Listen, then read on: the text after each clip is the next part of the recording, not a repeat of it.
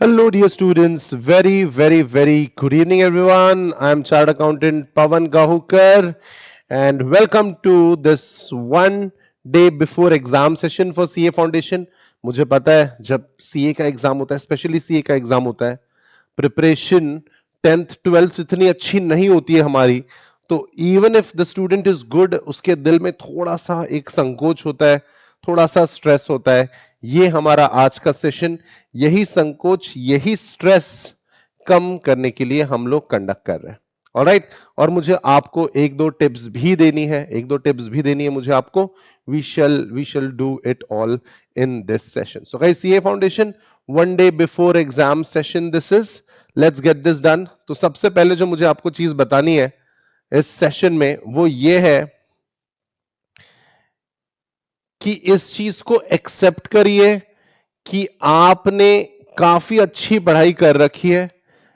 Like I know most of you, Jayant, Tejas, Renuka, Aastha, you guys are studying this syllabus since April 2023.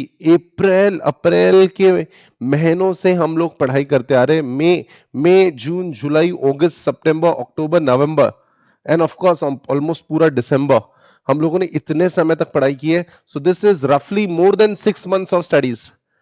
6 months of studies and only 4 subjects.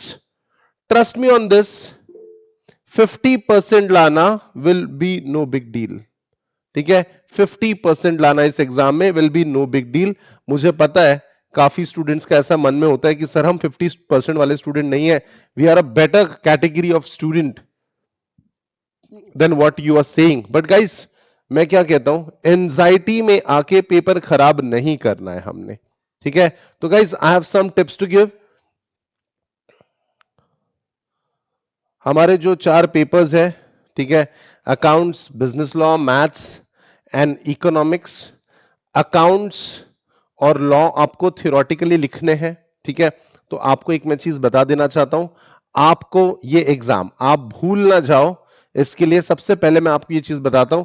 आपको ये exam theory papers black pen से लिखने हैं. कौन से pen से?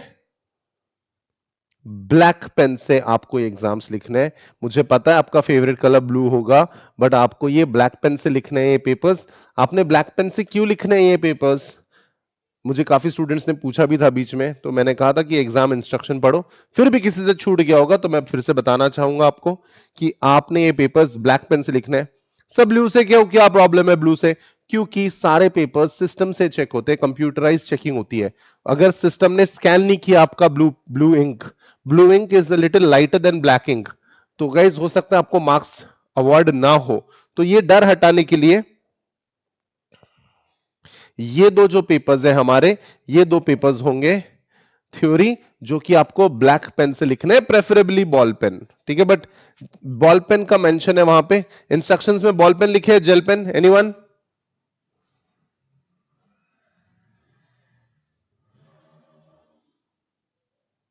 Okay. So guys, preferably ball pen, gel pen को avoid करने की कोशिश करिएगा. लास्ट मोमेंट पे आपका पेन नहीं बदलना, बस कलर बदलना है आपको. उसके बाद आपको मैथ्स और इकोनॉमिक्स में सबसे इंपॉर्टेंट चीज है, आपको एमसीक्यूज में जो आपको एमसीक्यूज जो होते हैं हमारे,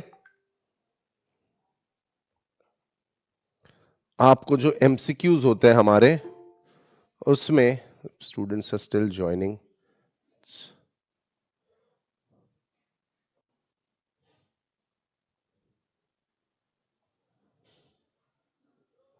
जस्ट अ मोमेंट गाइस.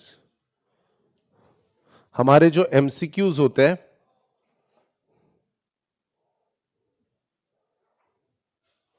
इसमें जो आप अपने आंसर को चूज करेंगे वो आप पेंसिल से मार्किंग करेंगे.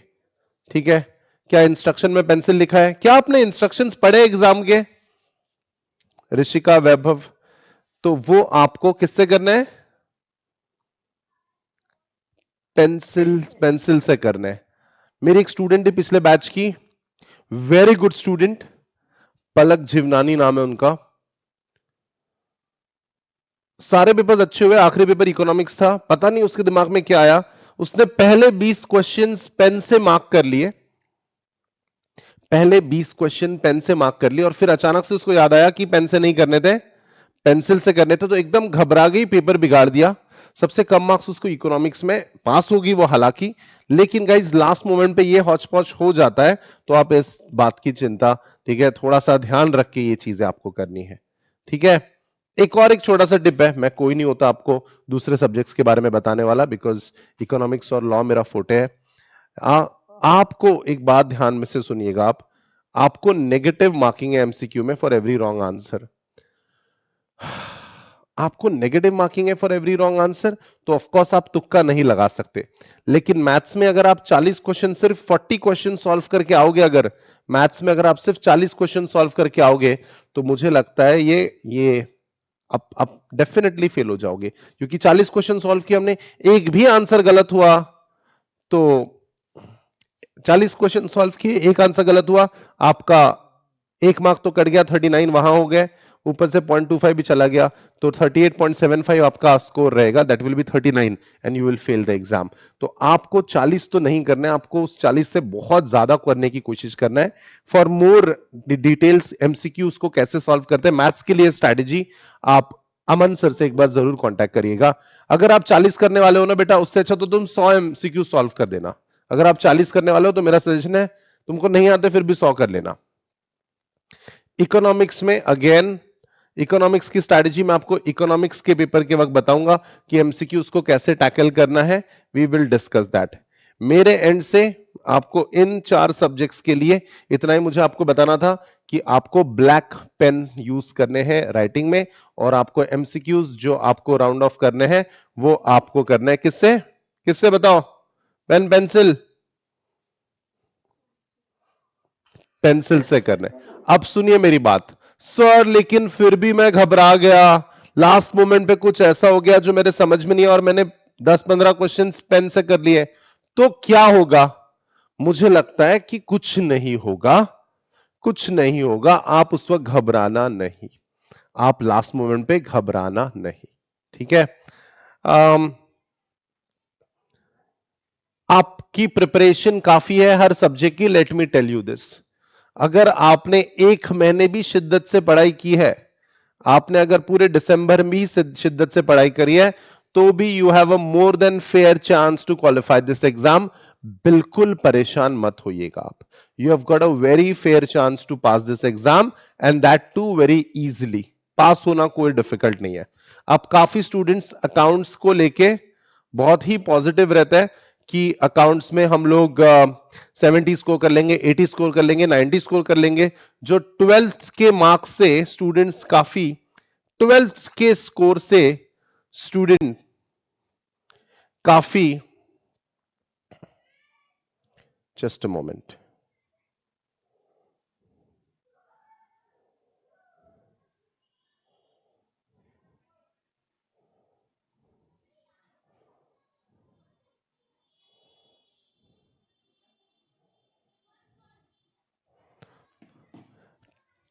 ट्वेल्थ अकाउंट्स के स्कोर से स्टूडेंट्स, स्पेशली कॉमर्स के, काफी इंस्पायर्ड होते हैं खुद से। 95 100 भी मिलता है स्टूडेंट्स को, 98 99 96 बहुत इजीली मिल जाता है स्टूडेंट्स को, ठीक है। So guys let me tell you this, let me tell you this, अगर आपकी वैसी स्ट्रैटेजी है कि अकाउंट्स में मुझे 90 लाने हैं, तो बिल्कुल ये बहुत अच्छी बात है, आपका प्रिपरेशन भी उस लेवल का होगा। लेकिन अगर ऐसी गड़बड़ होगी कि सर मेरा पहला ही क्वेश्चन टैली नहीं हो रहा है, तो गाइज घबराना नहीं, स्टेप मार्किंग होती है, घबराना नहीं। हमारे एम्बिशंस, हमारे गोल्स काफी बड़े होते हैं अकाउंट्स को लेके, लेकिन अगर वो नहीं हो पाया तो ज्यादा परेशान नहीं होना। अगर मान लेते हैं, अगर ऑन एवरेज स्टूडेंट्स को लगता है कि 70 मार्क्स तो मुझे अकाउंट्स में चाहिए ही चाहिए, ये बहुत अच्छी बात होगी, लेकिन मान लो क्वेश्चन नहीं बन रहा है, तो आप एकदम परेशान मत हो जाना, अगले पेपर में देख लेंगे, समझ रहे हो। हम लोगों को कवर करना है, तो कवर करने के लिए हमारे पास एक जबरदस्त सब्जेक्ट है ये, इसमें हम लोग सारे पेपर्स, सारे कॉन्सेप्ट, सारे मार्क्स यहीं कवर कर लेंगे, चिंता का विषय नहीं है, बस उस पेपर में परेशान मत होना। ऑल्सो अकाउंट्स में मेरा सजेशन रहेगा आपको कि जो क्वेश्चन सबसे आसानी से बनता है वो क्वेश्चन हम सॉल्व करेंगे, ना कि हम पहला ही क्वेश्चन पहले सॉल्व करने की कोशिश करेंगे।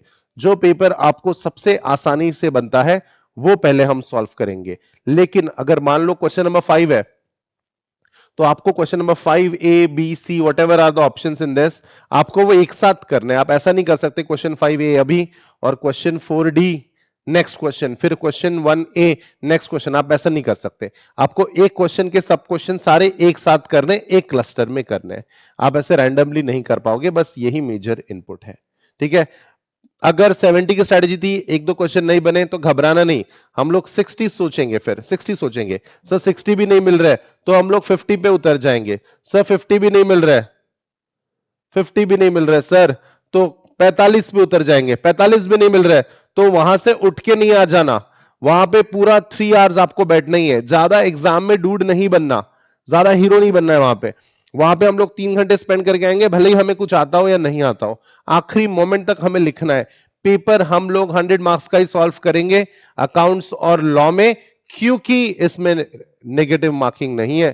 तो मैं ये नहीं कहता write crap but write, but make sure that you write everything. Alright, और कुछ आपको मेरे एंड से कुछ और चीज चाहिए? Do you want anything from my and? और कुछ मैं आपकी हेल्प कर सकता हूं? कुछ स्ट्रेस हो रहा है, कोई एंजाइटी हो रही है, कुछ?